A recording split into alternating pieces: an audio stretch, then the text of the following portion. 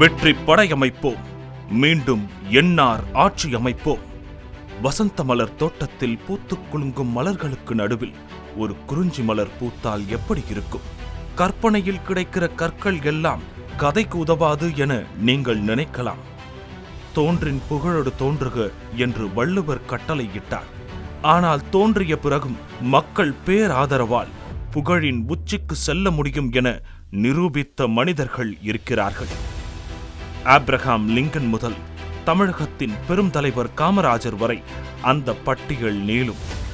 அதன் தொடர்ச்சியாக புதுச்சேரியில் ஒரு புகழ் நட்சத்திரமாக வரலாற்றில் இடம்பெற்றவர்தான் மாண்புமிகு மக்கள் முதல்வர் என்ஆர் ஐயா.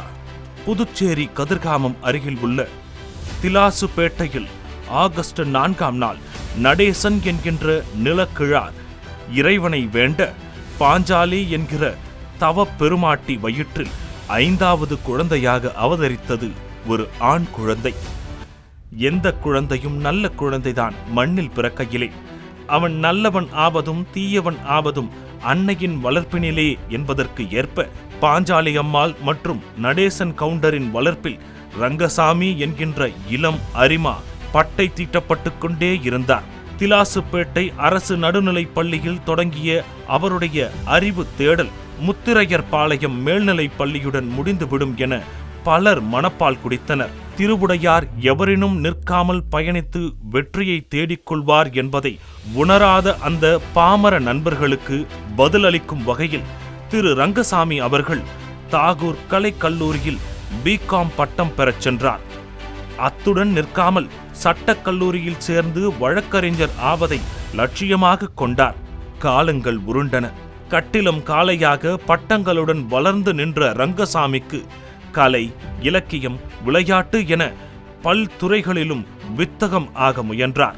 சிறுவயதில் உடற்பயிற்சியிலும் விளையாட்டிலும் காட்டிய ஆர்வம் அதற்கு கை கொடுத்தது.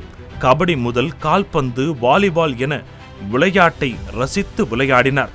கலை இலக்கியத்தை பாமரர்களும் புரிந்து கொள்ளும் திரைப்படங்களிலும் அவருக்கு நாட்டம் சென்றது. நடிகர் திலகம் சிவாஜி கணேசனால் ஈர்க்கப்பட்டு அவருடைய நடிப்பாலும் குடும்ப கருத்துக்களாலும் ஈர்க்கப்பட்டார். சிவாஜி ரசிகர் மன்றம் மூலம் ஸ்தாபக காங்கிரஸில் அரசியல் அரிச்சுவடி படித்தார்.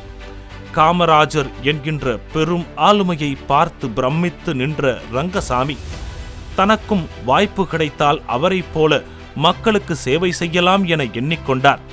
தொடர்ந்து பொது தொண்டில் கவனம் செலுத்தினார். மொழி மீதான காதலால் தமிழ் பற்று மிகுந்தவராகவும் ரங்கசாமி தனது எண்ண ஓட்டத்தை வளர்த்து வைத்திருந்தார். 1980 மற்றும் 90களில் புதுச்சேரியை இருள் சூழ்ந்திருந்தது. வேகம் எடுக்காத ஒரு சமூகத்தில் பின்தங்கிய மக்களுக்கான ஆதரவு கரங்கள் கிடைக்காத நேரத்தில் இருளை கிழித்துக் கொண்டு ஒரு சூரியன் புறப்பட்டது. தட்டாஞ்சாவடி தொகுதியில் 1990இல் ரங்கசாமி என்கின்ற அந்த சூரியனை பொம்மை நிலா என நினைத்து மக்கள் ஒதுக்கித்தான் வைத்தனர். வானில் இருக்கும் சூரியன் காலை விடிகளில் பூமியை தொட சுமார் 8 நிமிடம் எடுத்துக்கொள்ளுமாம். அந்த கால இடைவெளியில் சூரியன் சுடாது, இலகுவாக வருடிக் கொண்டிருக்கும். அப்படித்தான் 90 தேர்தலில் இளம் சூரியனாக உதித்தார் திரு ரங்கசாமி.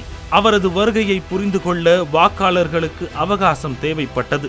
90இல் அமைந்த ஆட்சி குழப்பங்கள், பொறாமை எண்ணங்களால் பொசுங்கி போனது.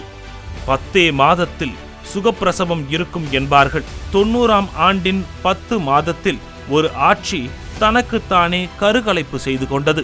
மீண்டும் 1991 தேர்தலை எதிர்கொண்ட திரு ரங்கசாமி வீடு வீடாக சென்றார். ஒருமுறை வெற்றியை தந்து பாருங்கள், தட்டாஞ்சாவடியை அடியோடு மாற்றிக் காட்டுகிறேன் என்றார். மக்கள் 90இல் செய்த தவறை செய்ய விரும்பவில்லை. ஒரு விரல் புரட்சி மூலம் ஓட்டளித்தனர். தவறுகளால் சூழ்ந்திருந்த தட்டாஞ்சாவடி கண் திறந்து விழித்து பார்த்தது. வரலாறு முதல் முறையாக ஒரு பெயரை ஆச்சரியத்துடனும் அனுசரணையுடனும் உச்சரித்து எழுதி கொண்டது.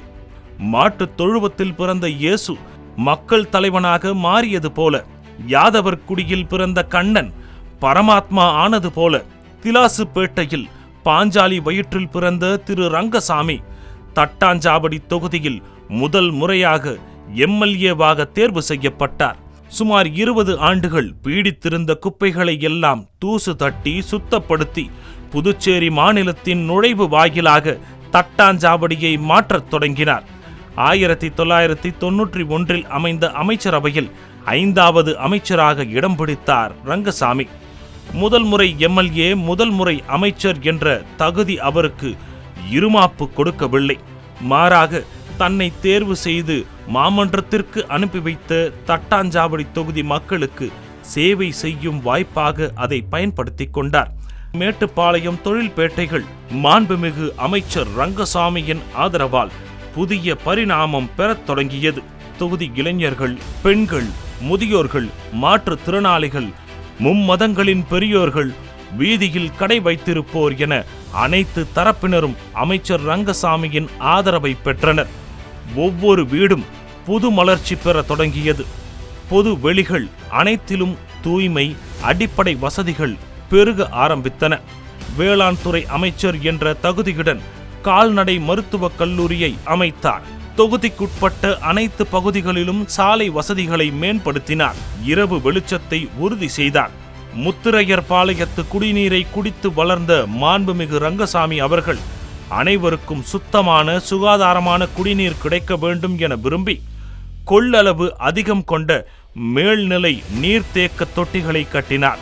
கல்வி கண்டிருந்த காமராஜர் வழியை பின்பற்றி வாழத் தொடங்கிய நமது அமைச்சர் ரங்கசாமி அவரை போலவே கல்விக்கு முக்கியத்துவம் கொடுக்க தொடங்கினார். ஏழை குழந்தைகள் ஏற்றம் பெற அரசு பள்ளிகளே காரணம். அதற்கான அடிப்படை வசதிகளை செய்து கொடுத்தால், தரமான ஆசிரியர்களை பாடம் நடத்த வைத்தால் எல்லோரும் சிறந்தவர்களாக முடியும் என நினைத்தார். அதற்கான அடித்தளங்களை தனது முதல் 5 ஆண்டு அமைச்சர் காலத்தில் தட்டாஞ்சாவடி தொகுதி முழுவதும் செய்து முடித்தார். தொகுதிக்கு நல்ல எம்எல்ஏவாகவும் மாநிலத்திற்கு சிறந்த அமைச்சராகவும் மாண்புமிகு வேளாண் துறை அமைச்சர் ரங்கசாமி பரிணமித்தார். வெற்றி சூத்திரங்கள் அவரது வீட்டு வாசலில் வந்து நின்றன. தொட்டால் துலங்கிவிடும் என்ற எண்ணங்களுக்கு சொந்தக்காரராக இருந்த அமைச்சர் ரங்கசாமி அந்த வாய்ப்பை விட்டுவிட தயாராயில்லை. தொகுதிக்கு வளர்ச்சி வேண்டும், மாநிலமும் வளர்ந்து செழிக்க வேண்டும் என்ற இரட்டை இலக்குடன் பயணித்தார். 1996 தேர்தலிலும் மீண்டும் ஒரு வெற்றியை மக்கள் பரிசாக அளித்தனர். ஆனால் அப்போது எதிர்க்கட்சியில் அமர வேண்டிய அவசியம் வந்தது.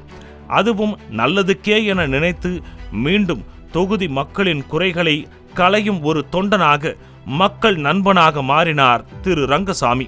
2001 3வது தேர்தலிலும் தட்டாஞ்சாவடி தொகுதி வாக்காளர்கள் ரங்கசாமிக்கு ஹேட்ரிக் வெற்றியை தந்தனர். கடைக்குட்டியாக பிறந்து கடைசி அமைச்சராக இருந்த ரங்கசாமிக்கு முன் வரிசை புன்னகையுடன் வரவேற்க காத்திருந்த காலகட்டம் அது.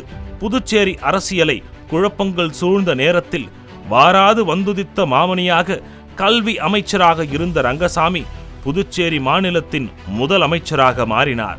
10 ஆண்டுகளில் அரியணையின் உச்சத்தில் அமர்ந்தார். முதல் முயற்சியில் அமைச்சர், 3வது முயற்சியில் முதலமைச்சர் என அவரது வெற்றி பயணம் புல்லட் ரயில் போல புறப்பட்டுச் சென்றது. நிற்பதற்கு நேரமில்லை, உட்காருவதற்கும் நேரமில்லை என்ற அளவில் அவரது முதல் 5 ஆண்டு முதல்வர் காலம் பரபரப்பிற்கு பஞ்சமில்லாமல் சென்றது.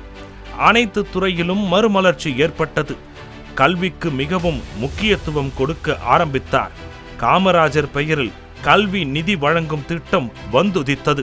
பல ஆயிரக்கணக்கான அரசு பள்ளி மாணவர்கள் பொறியியல், மருத்துவம், கால்நடை மருத்துவம், சட்டம் என சகல தொழில் கல்விகளிலும் வேகமாக கால் பதித்தனர். அவர்களுக்கான கல்வி நிதி உதவிகளை காமராஜர் வழிவந்த மாண்புமிகு முதல்வர் ரங்கசாமி வாரி வழங்கினார். சென்டாக் என்ற அமைப்பு மூலம் அது சாத்தியமானது.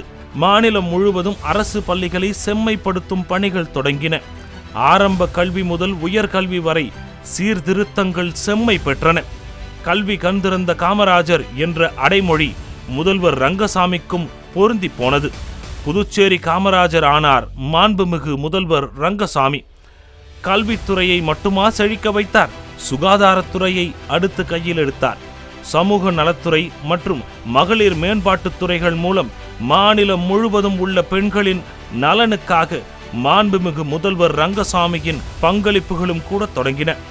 பெண்கள் பெயரில் சொத்து வாங்கி பதிவு செய்தால் அந்த பத்திரப்பதிவுக்கு 50% முத்திரை கட்டணம் குறைக்கப்படும் என்ற அறிவிப்பு பல ஆயிரக்கணக்கான பெண்களுக்கு சொத்துக்களை கொண்டு வந்து சேர்த்தது.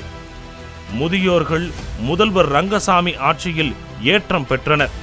இளைஞர்கள் அரசு வேலையில் பைசா லஞ்சமில்லாமல் சேர்ந்தனர். விளையாட்டு வீரர்களுக்கு புதிய ஊக்கம் அளிக்கப்பட்டது. அவர்கள் தேசிய அளவிலும் சர்வதேச அளவிலும் புதுச்சேரிக்கு பெருமை சேர்த்தனர். தொழில்துறையில் புதிய வளர்ச்சி உருவாக தொடங்கியது. படித்தவர்கள் அதிகம் இருக்கும் இடமாக புதுச்சேரி மாறத் தொடங்கியதும் அதற்கேற்ற தொழிற்கூடங்களும் உருவாக தொடங்கின. முதல் முறை எம்எல்ஏவாக ஆனபோது தட்டாஞ்சாவடி தொகுதி எப்படி ஏற்றம் பெற்றதோ அதே போல முதல் முறையாக முதல்வர் ஆனதும் புதுச்சேரி மாநிலமே ஏற்றம் பெற தொடங்கியது. புதுச்சேரி என்றால் புதுச்சேரி பகுதி மட்டுமல்ல, அதை சார்ந்த காரைக்கால், மாகே, ஞானம் பகுதிகளும் ஏற்றம் பெற்றன. அதற்கான சான்றுகளாக மாண்புமிகு முதல்வர் ரங்கசாமி அவர்கள் செய்த நற்பணிகள் அங்கே அரசு கல்லூரிகளாக, சுகாதார நிலையங்களாக, தொழிற்சாலைகளாக நிரம்பி கிடக்கின்றன. சாட்சிகளாக இருந்து முதல்வரின் சாதனைகளை அவை சொல்லிக் கொண்டிருக்கின்றன. முதல் முறை முதல்வர் பதவி அவருக்கு பெரும் புகழை வாரிக் கொடுத்தது. 2006 தேர்தலில் முதல்வர் ரங்கசாமியின் சாதனைகளை முன்னிறுத்தி வாக்குகள் கேட்கப்பட்டது. வெற்றி மாலை மீண்டும் முதல்வர் ரங்கசாமியின் கழுத்தில் விழுந்தது. 4வது முறையாக தட்டாஞ்சாவடி தொகுதியில் மிகப்பெரிய வெற்றி பெற்ற முதல்வர் ரங்கசாமி மீண்டும் மாநிலத்தின் முதல்வர் பொறுப்பை ஏற்றார். அரசு மருத்துவக் கல்லூரிக்கு அடிக்கல் நாட்டினார். ராஜீவ்காந்தி மகளிர் மற்றும் குழந்தைகள் மருத்துவமனையை கட்டி முடித்தார்.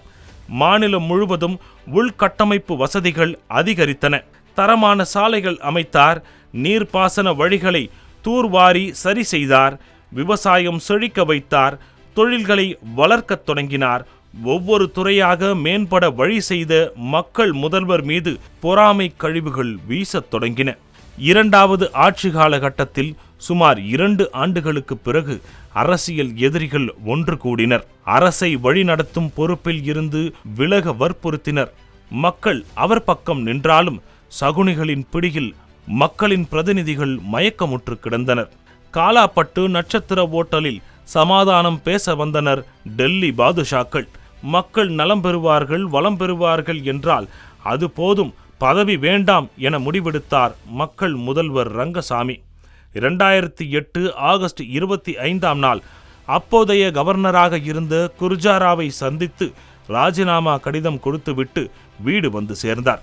சகுனிகள் வெற்றி பெற்றனர். சரித்திரம் அழுது கொண்டிருந்தது. மக்கள் செய்வதறியாமல் திகைத்தனர். காலங்கள் உருண்டோடின. மக்கள் முதல்வர் தீட்டிய திட்டங்கள் எல்லாம் சகுனிகள் கைகளால் திறக்கும் நிலை உருவானது. 2009 மக்களவைத் தேர்தலில் எதிரிகளே வெற்றி பெற்றனர். அப்போதும் அமைதி காத்த மக்கள் முதல்வரை அவரது ஆதரவாளர்கள் சும்மா இருந்தால் சரிவராது என்றனர். சூழ்ச்சிகளை முறியடிக்க என்ஆர் படை உருவாக்குவோம் என்ற முயற்சியில் அவர்கள் இறங்கினார்கள். ஒரு ஆண்டு முழுவதும் மாநிலம் முழுவதும் உள்ள கிராமங்களில் என்ஆர் பேரவை உருவாகத் தொடங்கியது. இருள் சூழ்ந்த நேரத்தில் ஒரு ஒளிக்கீற்று தோன்றுவது போல 2011 பிப்ரவரி 7ஆம் தேதி என்ஆர் காங்கிரஸ் என்ற புதிய அரசியல் சக்தி உருவானது. தன்னெழுச்சியாக வந்த மக்கள் கூட்டம் இளைஞர் வெள்ளத்திற்கு முன்பு ஒற்றை மனிதராக ஒரே ஒரு மைக்கை பிடித்துக் கொண்டு பேச ஆரம்பித்தார் மக்கள் முதல்வர் என்ஆர்.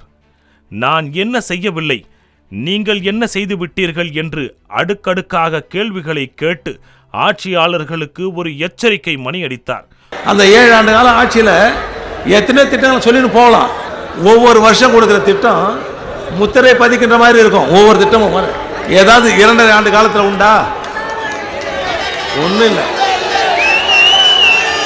புதிய திட்டமும் இல்லை, செய்த திட்டத்தையும் சரியாக செயல்படுத்தல. ஒரு மேடையில் முதலமைச்சர் பேசுகிறாருன்னு சொன்னாங்க காரைக்காலில். நீங்கள் ரங்கசாமி பார்க்குறதுல டென்னிஸ் கோர்ட்டில் தான் போய் பார்க்கணும் பேசுகிறாரு. நான் டீ கடையில் தான் பார்த்துக்கிறேன், டென்னிஸ் கோர்ட்டில் தான் பார்த்துக்கிறேன், ரோட்டில் வந்து பார்த்துக்கிறேன், பங்கரில் வந்து பார்க்குறேன், என் ஃப்ரெண்டு கடை வாய்ஸ் கடை அங்கே வந்தாலும் பார்க்குறேன். நான் எங்க இருந்தாலும் மக்கள் எல்லாரையும் பார்க்கிறேன். உங்களை எங்கேயுமே பார்க்க முடியலையா?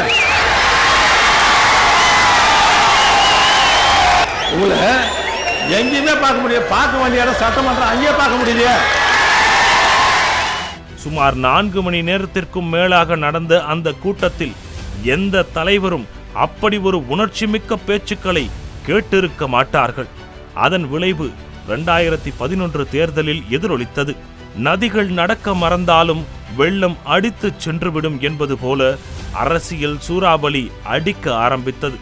30 தொகுதிகளில் 16 இடங்களில் வெற்றி பெற்று புதிய சரித்திரம் எழுதினார் மக்கள் முதல்வர். 5வது முறை எம்எல்ஏ, 3வது முறை முதல்வர், தனிக்கட்சி உதயம் என மாண்புமிகு மக்கள் முதல்வரின் மகுடத்தில் பல முக்கிய நட்சத்திரங்கள் பதிக்கப்பட்டன.